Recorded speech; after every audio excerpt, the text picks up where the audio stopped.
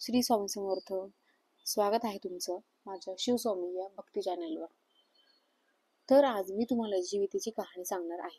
श्रावण महिना हा व्रतवैकल्याचा महिना असून भगवान शिवाला समर्पित आहे. या महिन्यात महादेवाच्या पूजनाला विशेष महत्त्व आहे.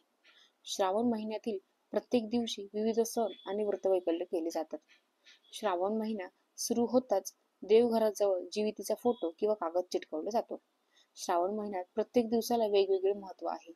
श्रावणातील प्रत्येक शुक्रवारी जीवितेचे व्रत म्हणजे पूजा केलेली जाते. आईने मुलांसाठी करायचे हे व्रत असल्याचे सांगितलेले आहे.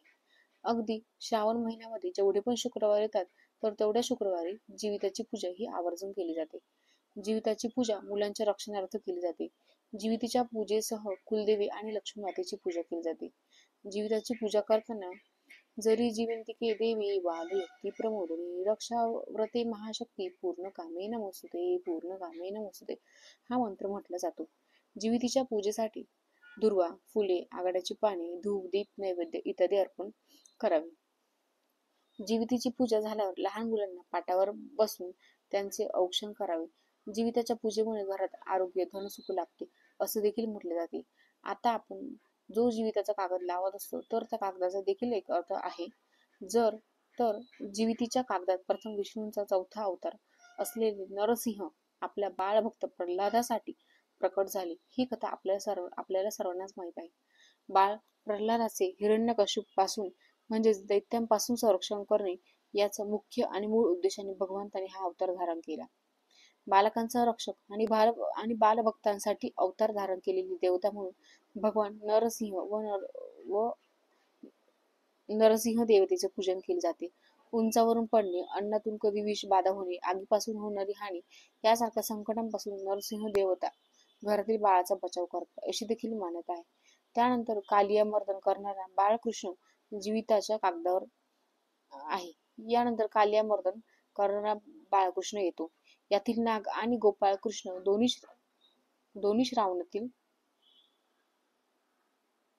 आराध्य दैवत असले तरी काली या मर्दन प्रसंगाचा विचार केला तर लक्षात येते की या प्रसंगात कृष्ण आणि त्यांचे मित्र खेळत असताना त्यांचा चेंडू यमुनेच्या डोहात गेला आणि कृष्णाने तो परत आणला.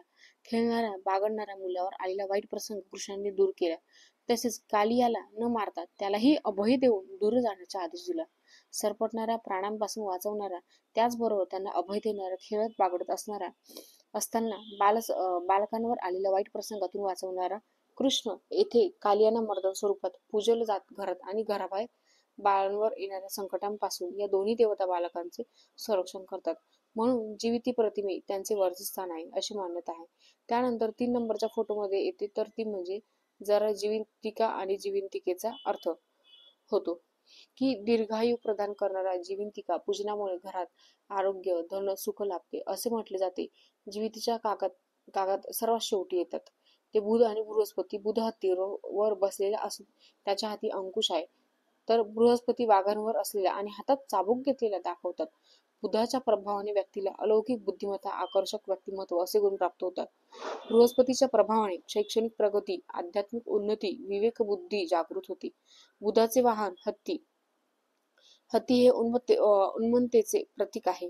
मानवी मनाला येणारी उन्मत्ता आपल्या बुद्धीने, मतेने व्यक्तित्वाचा अंकुश आवर घालावा हे बुध प्रतिमेवरून लक्षात येते. बृहस्पतीचे वाहन वाघ हे अहंकाराचे प्रतीक आहे. मानवी मनाला अहंकार लवकर चिटकतो. अहंकार मानवाच्या प्रगतीमध्ये, आध्यात्मिक साधनेचे बाधक ठरतो. त्यावर आपण ज्ञानाच्या, गुरुकृपाच्या आशीर्वादाने ताबा मिळवावा हे बृहस्पती आपल्याला शिकवते. म्हणूनच बुध बृहस्पती यांना जीविती कागदात स्थान मिळाले आहे. प्रथम संरक्षक देवता, त्यानंतर बालकांचे संरक्षण व दीर्घायुष्य देणारी देवता, शेवटी व्यक्तिमत्व प्रभावित करणारी देवता असा हा जीविती कागदाचा क्रम. एका मातृशक्तीने दुसऱ्या रक्षक व पालक शक्तीचे केलेले पूजन म्हणजेच जीविती पूजन. श्रावण महिन्यामध्ये आपण जो फोटो पुजतो त्याचं महत्व आता तुम्हाला समजलंच असेल. आता ऐकूया श्रावण सोमवार जीविताची कथा. तत्पूर्वी तुम्ही चॅनलमध्ये नवीन असाल तर चॅनलला लाईक आणि सबस्क्राईब देखील करा. तसेच कमेंटमध्ये हर हर महादेव लिहायला विसरू नका. एका शुक्रवारात तुमची कहाणी आटपाट नगर होतं. तिथे एक राजा होता. त्या राजाला मुलगा नव्हता. तेव्हा राणीनं एका सुईणीला बोलवून आणलं अगं अगं सुईणी, मला नाळवारी सुद्धा एक मुलगा गपचूप आणून दे. मी तुला पुष्कळ द्रव्य देईल. सुईणीनं गोष्ट कबूल केली. ती त्या तपासावर राहिली. गावात एक गरीब ब्राह्मणाची बाई गर्भवती राहिली. तेव्हा त्या सुईनं तिच्या घरी गेली आणि तिला सांगू लागली की बाई बाई, तू गरीब आहे, तुझं तुझं बाळंपणाचं पोट दुखू लागेल तेव्हा मला कळ, मी तुझं बाळपण फुकट करीन. तिने होय म्हणून सांगितलं. नंतर त्या सुईनं राणीकडे आली. बाईसाहेब बाईसाहेब, आपल्या नगरात अमुक अमुक गरीब ब्राह्मणांची बाई गरोदर आहे. तिला नुकताच दुसरा महिना लागलेला आहे. लक्षण सर्व मुलाची दिसतायत. तेव्हा आपल्या घरापासून तो तिथपर्यंत काही कळणार नाही. असे एक गुप्त भुया तयार करावं. आपल्याला काही दिवस गेल्याची अफवा उठवावी. मी तुम्हाला नाळवारीचा मुलगा आणून देईल. असं ऐकल्याबरोबर राणीला मोठा आनंद झाला आणि जसे जसे दिवस होत गेले त्याचप्रमाणे ते डोहाळ्यांचं ओंब गेलं. पोट मोठं दिसण्याकरता त्याच्यावरती लुगड्यांच्या घड्या बांधल्या. भुयार तयार केलं. 9 मास भरताचं बाळणपणाची तयारी केली. इकडे ब्राह्मणी बाईचं पोट दुखू लागलं. सुनीला बोलावणं आलं. त्याबरोबर तुम्ही पुढे व्हा, मी येते म्हणून सांगितलं. धावत धावत राणीकडे आली. पोट दुखण्याचं ढोंग करायला सांगितलं. नंतर ब्राह्मणाच्या घरी आली. बाई बाई तुझी आहे. पहिले खेप डोळे बांधलेस तर भिणार नाहीस, नाही बांधलेस तर भय वाटेल, असं सांगून तिचे डोळे बांधले. ती बाळान झाली. मुलगा झाला. सुईणीनं एका दासीकडून भुयाराच्या वाटेने मुलगा राणीकडे पाठवला व तिने एक वरवंटा घेऊन त्यास एक कुचा बांधला आणि तिच्या पुढे ठेवला. मग बाईचे डोळे सोडले तेव्हा वरवंटा दिसला. असं सांगू लागले. तिने नशिबाला बोल लावले. मनामध्ये दुःख झाले. सुईने निघून राजवाड्यात गेले. राणीसाहेब बाळंतीण झाल्याची बातमी पसरलीच. मुलाचं गोड कौतुक होऊ लागलं.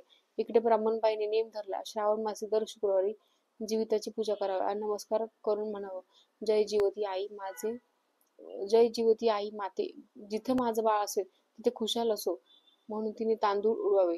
ते या मुलाच्या डोक्यावर पडावे. हिरवळ लुगडं नेसणं, हिरवं बांगड्या लिहिणं, वर्ज कारलीच्या मांडवाखालून जाणं वर्ज केलं. तांदूळाचं धुणं वलांडणं बंद केलं. याचप्रमाणे ती नेहमी वागू लागली. इकडे राजपुत्र मोठा झाला. एके दिवशी बाहेर फिरायला निघाला. त्या दिवशी ती न्हाऊन आपल्या अंगणात राखीत बसली होती. तेव्हा त्याची नजर तिच्यावर गेली. हा मोहित झाला व रात्री तिची भेट घ्यायची म्हणून निश्चय केला. रात्री तिच्या घरी आला. दारात गाय वासू बांधली होती.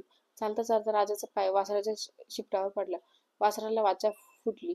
ते आपल्या आईला म्हणालं, कोण्या पापानं माझं शिपटावर पाय दिले.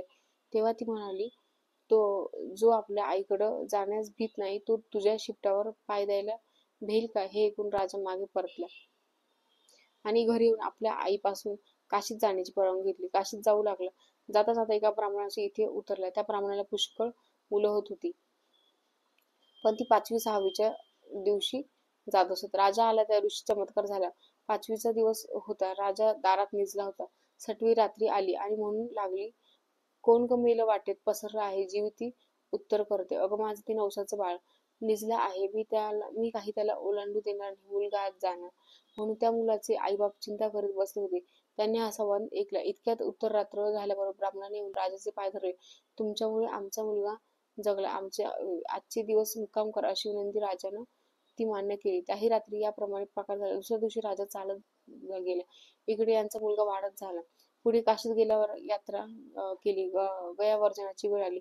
पिंड देते वेळी ते घ्यायला 2 हात वर आले. असं होण्याचं कारण त्याने ब्राह्मणाला विचारलं. ते म्हणाले, घरी जा, साऱ्या गावातल्या बायका पुरुषांनी जेवायला बोलव, म्हणजे याचं कारण समजेल. मनाला मोठी चुटपुट लागली. घरी आल्या मोठ्या थाटातच मावतं केलं. त्या दिवशी शुक्रवार होता. गावात ताकीद दिली. घरी कोळी चूल पेटवली. सगळ्यांनी जेवायला यावं.